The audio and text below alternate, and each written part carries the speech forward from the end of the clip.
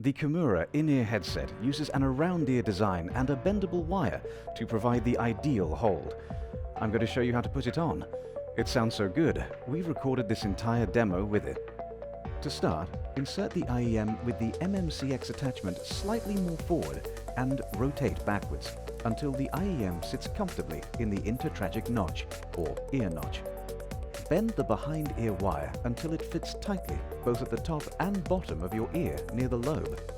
You may need to overbend the wire or remove the IEM and bend it a little extra by hand once you have the general shape. The microphone can also be bent and adjusted. For ideal results, you want the mic to be just off your cheek, not touching your face or facial hair. Be sure the mic is not in front of your mouth, nose, or any source of wind or plosives.